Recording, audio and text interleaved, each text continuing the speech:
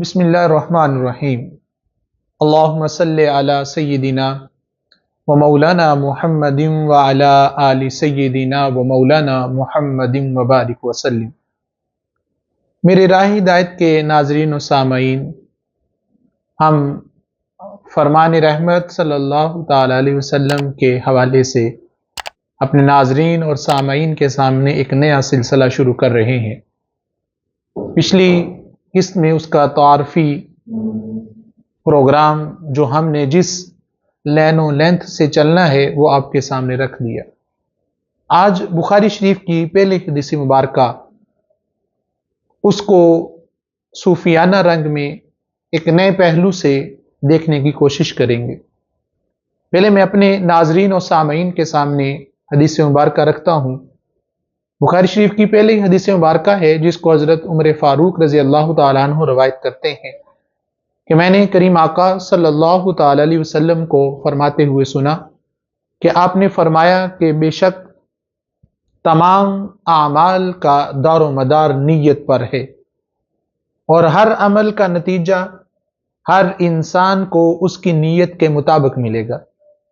پس جس کی ہجرت دولت دنیا حاصل کرنے کے لیے ہو یا کسی عورت سے شادی کی غرض سے ہو، پس اس کی ہجرت ان ہی چیزوں کے لیے ہوگی جن کے حاصل کرنے کی نیت اس نے ہجرت کی ہے۔ اب یہ پہلا جملہ کہ اعمال کا دار و مدار نیت پر ہے،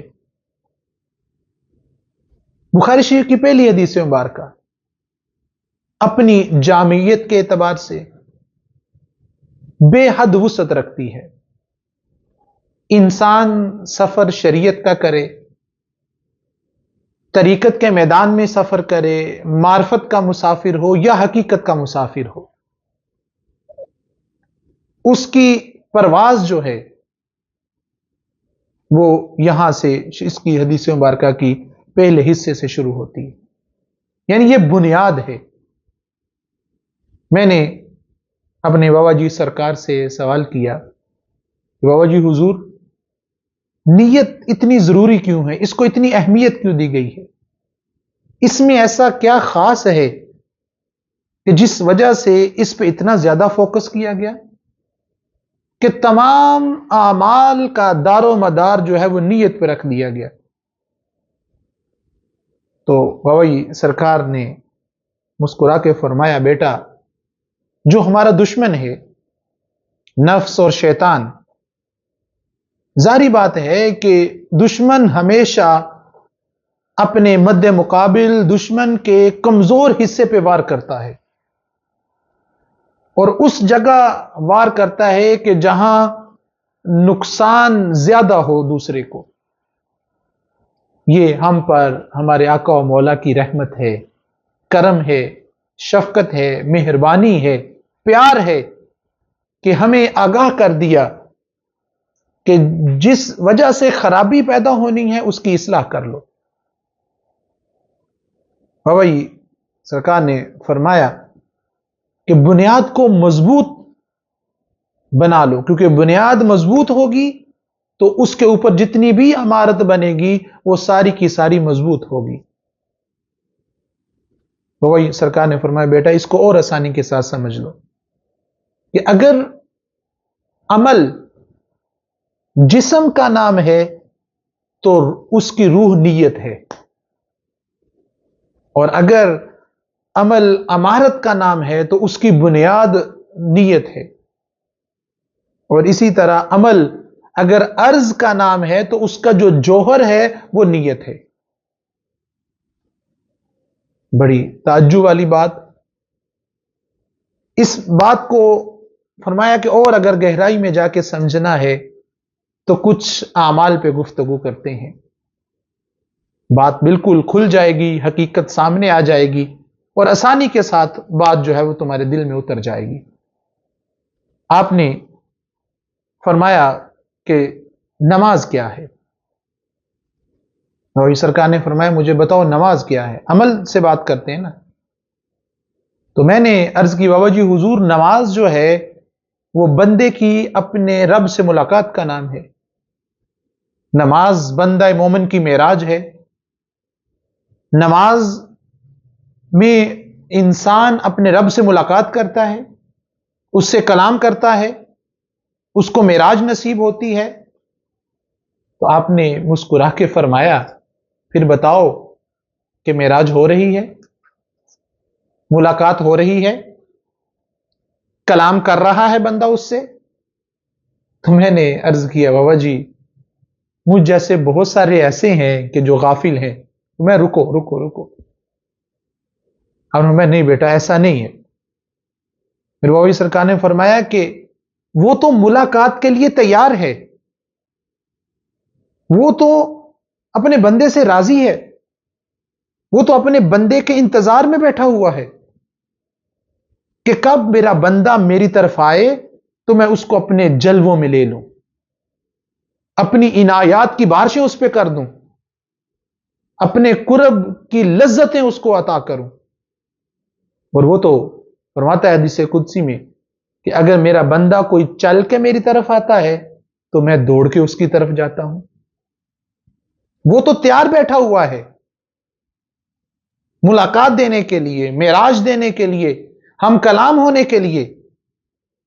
لیکن یہاں بندہ دیکھیں قیام بھی کر رہا ہے، رکوع بھی کر رہا ہے، سجدہ بھی کر رہا ہے، تمام ارکان ادا کر رہا ہے، لیکن اس کے باوجود ملاقات نہیں ہو رہی. اس پہ غور کرو. خرابی کہاں ہے؟ خرابی عمل میں نہیں ہے. عمل تو جا کے ادا کر رہا ہے، رکوع کر رہا ہے، سجدہ کر رہا ہے، قیام کر رہا ہے، تشہد پڑھ رہا ہے. ہمارا دشمن عمل سے ہمیں نہیں روک رہا. خرابی کہاں ہے؟ خرابی ہماری سوچ میں ہے، نیت میں ہے، ارادے میں ہے کہ اس کے حضور کھڑے ہو کر بھی ہم وہاں کھڑے نہیں ہوتے. جس کے حضور قیام کر رہے ہیں اس کے حضور کھڑے نہیں ہوتے. اس بات کو بابا جی سرکار نے فرمایا 30ویں پارے میں سورۃ الماعون کی آیت نمبر 4، 5 اور 6 کو دیکھو کیا ترجمہ ہے اس کا. میں نے عرض کی بابا جی حضور وہ ترجمہ کچھ یہ ہے کہ پس افسوس ہے ان نمازیوں کے لیے جو اپنی نماز کی روح سے بے خبر ہیں. وہ لوگ عبادت میں دکھلاوا کرتے ہیں.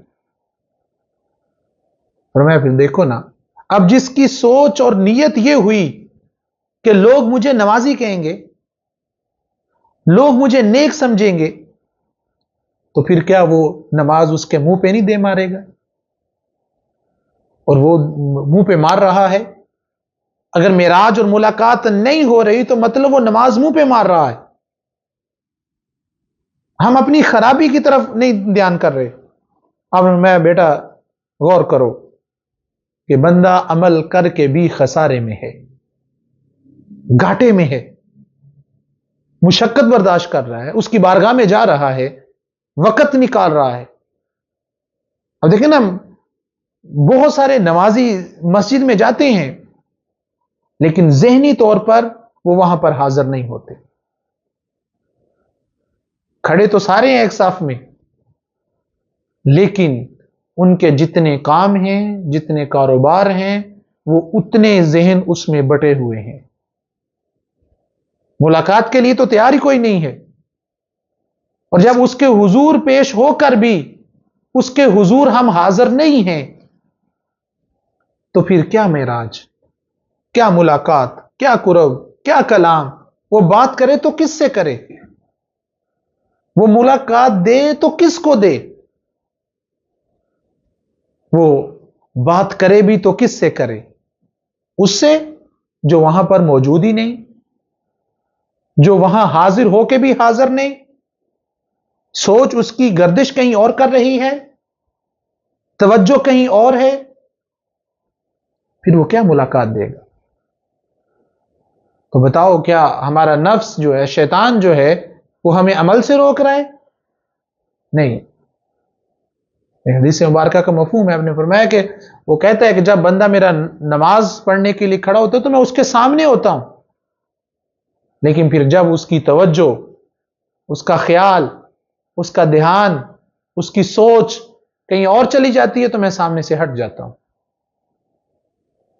क्यों कि उसकी तरफ सोच ही नहीं गई। और बहुत सारे नमाजी माजरत के साथ ऐसे हैं कि जो नमाज को फकत सवाब की नीयत से पढ़ते हैं कि नमाज पढ़ेंगे तो वो सवाब देगा। तो जैसी सोच लेके जाओगे, जैसी नीयत लेके जाओगे, जो इरादा लेके जाओगे, वही कुछ वो अता करेगा। हमारी तो सोच ही मुलाकात की नहीं है, हमारी तो नीयत में भी ये नहीं है, तसव्वुर में भी नहीं है कि हमने उससे मुलाकात करनी है। तो जैसी तलब बंदा करता है वो उसको अता कर देता है। नीयत सवाब की लेके जाओगे, सवाब दे देगा। और अगर नीयत मुलाकात की लेके जाओगे तो फिर वो अपने दीदार से महरूम नहीं रखेगा, अपने जलवों से महरूम नहीं रखेगा। फकत मैंने अपनी सोच, अपनी नीयत उसके हुजूर पेश करनी है। ये हमारी गुफ्तगू अभी जारी है। अगली नशिस्त में हम दूसरे आमाल को डिस्कस करेंगे, जिक्र करेंगे, ताकि हमारी बात और ज्यादा खुल के सामने आ जाए। अस्सलामु अलैकुम वरहमतुल्लाहि वबरकातुहू।